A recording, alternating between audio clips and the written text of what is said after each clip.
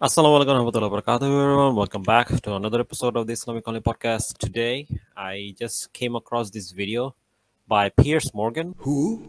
So I'm gonna do like a quick reaction slash rebuttal. Censored controversial influencer Andrew Tate's uncensored return last night has been viewed over 1 million times so far on YouTube alone. His fans call him a misunderstood maestro of masculinity. His critics say he's a malignant, malicious misogynist. I think he's probably somewhere between the two, but last night, once again, he divided opinion.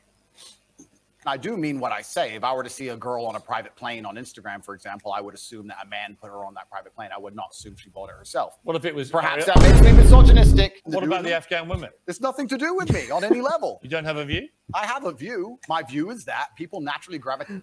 But in the conversation, he kept doing this whataboutery, right? He kept doing this like red herring that has absolutely nothing to do with anything. He keeps talking about, oh, what about women in Afghanistan? What about women in Afghanistan? Oh, what about women in Afghanistan? Like, what are you doing, man? Shouting women in Afghanistan is not an argument. Law and order, and if you didn't have the Taliban, you'd have different warlords operating in lawlessness, and there would be no way to prevent your store or your market stall getting completely robbed by someone with an AK-47, and people are going to gravitate towards a form of law and order. America left. They left the power vacuum, and the power vacuum is now full. What about their treatment of women? I mean, only tonight they have banned any women from going to university. Fantastic. Let's get the feminists to go and teach them a lesson. The age of men is over. The feminists are so tough, and they stand up and say they can do anything a man can do. Let's arm them up and send them to Afghanistan. I'm sure they'll fix it. Why can't you just say on that, you know what, it's completely wrong? Because it's not my point. It's I don't understand. But it makes me think, it'll make your critics think that you don't think it's wrong. They could ban all men. They could ban all short people. But they're people. not. They're only banning women. Correct. They could ban all short people. They could ban all people with long hair. And none of it's anything to do with me. So they can do whatever they want. I'm not going to go to war with the Taliban. Depict feminism as a particular kind of thing, a kind of man-hating thing, which it isn't. Nani?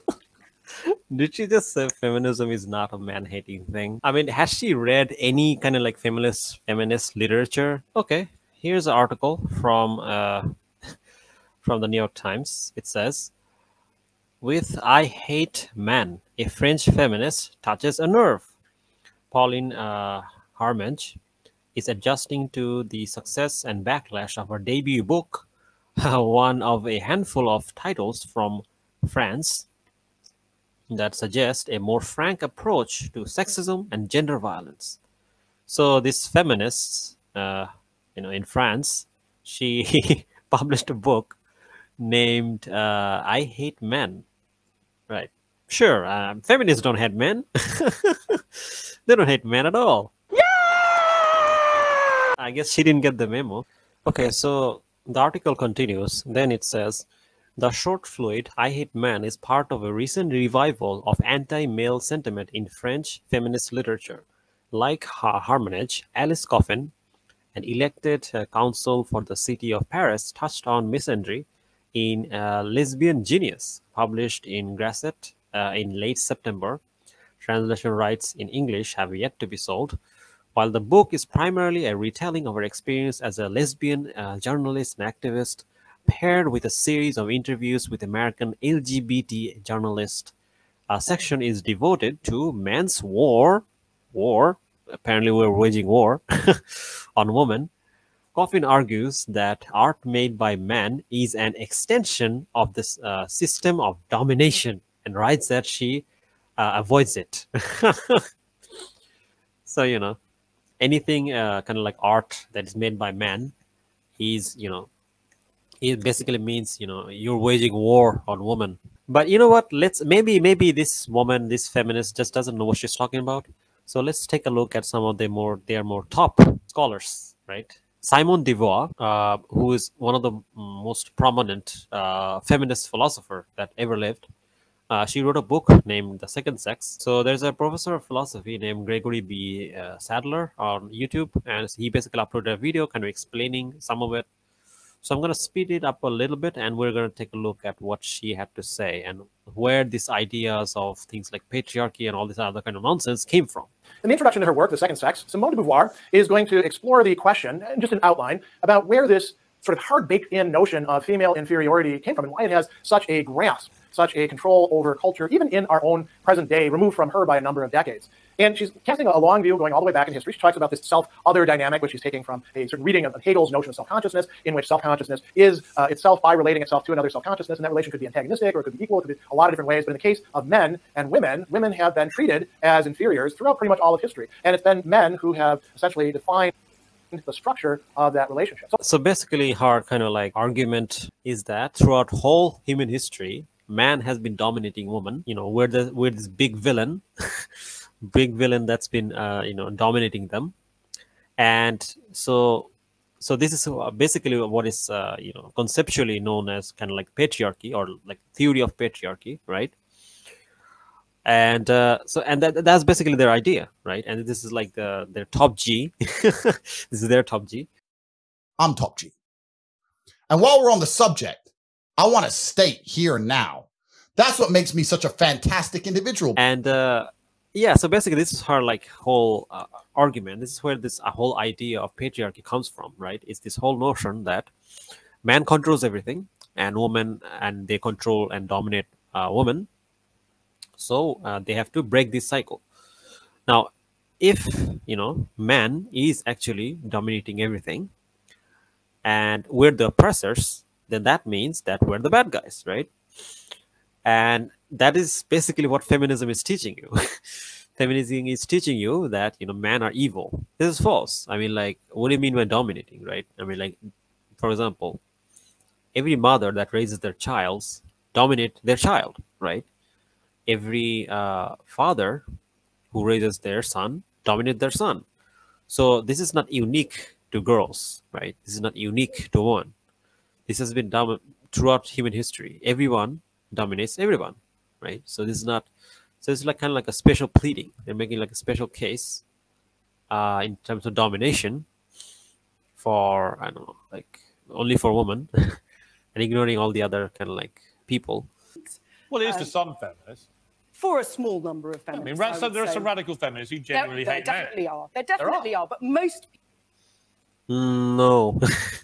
like the whole idea of feminism is rooted in this idea that men are evil, okay?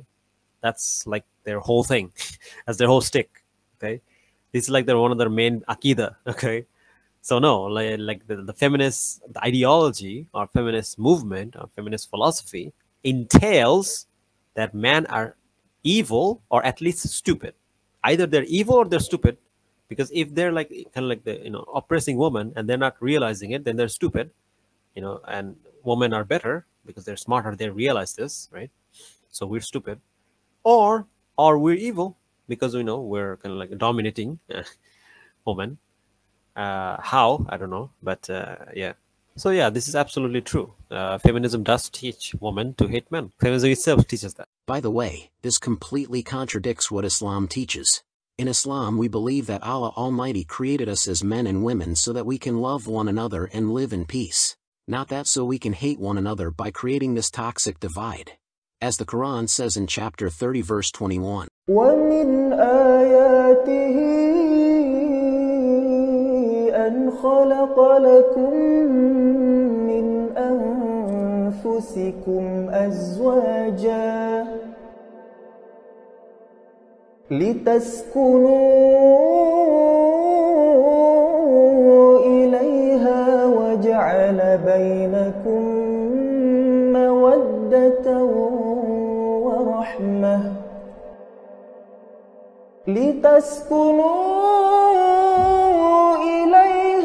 وجعل بينكم مودة ورحمة إن في ذلك لآيات لقوم يتفكرون.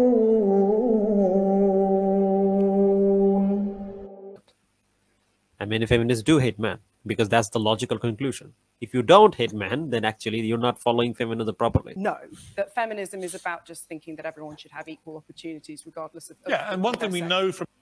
Again, this is wrong. Like, you can't have equal opportunity if, you know, men are this kind of like dominating force.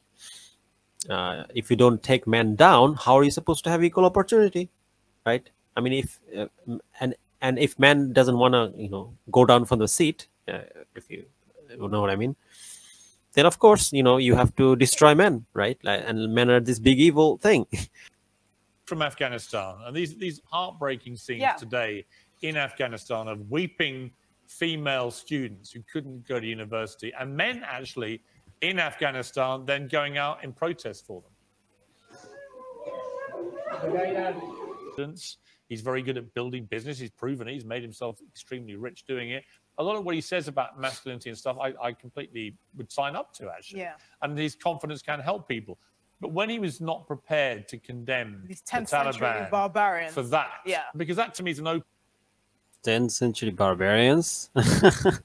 Okay, first of all, this is false. Okay, the Taliban didn't ban anyone from, college education. So basically what happened, in case you guys don't know, so recently there was like a protest on Afghanistan because the Taliban stopped classes because the girls were not wearing the proper hijab. And supposedly, of course, like you could argue that, from an Islamic point of view, girls are allowed to get an education as long as the Sharia kind of like rulings are maintained. However, of course, like these scumbags are now taking this opportunity to attack them as if somehow they're superior, because let's not forget that these are the same people that bombed their country, that bombed Afghanistan and killed over thousands and thousands of people, innocent people. And now they're talking about somehow they care about a woman's right in Afghanistan. Like, wait. But anyway, let's just continue.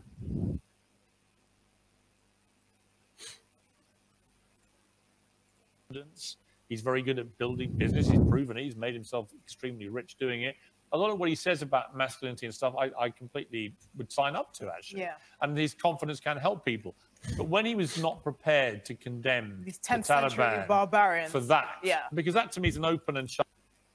Condemn these first century barbarians? Like, who are the barbarians? Like, lady, you're sitting in a country that has killed over thousands and thousands of children in Afghanistan. Like, you know what? Let's pull up some of the numbers. So again, I showed this before, but this is from Cost of War, Afghan civilians. And this is what it says. About 243,000 people have been killed in Afghanistan / Pakistan war zones since 2001. More than 70,000 of those killed have been civilians. Here it says in Save the Children, and I posted this citations before, but it begs to repeat. Almost 30,000 children have been killed and maimed in Afghanistan over the past 20 years, an average of one child every 5 hours. Save the Children said as the last of the international military forces pulled out of Kabul on Tuesday.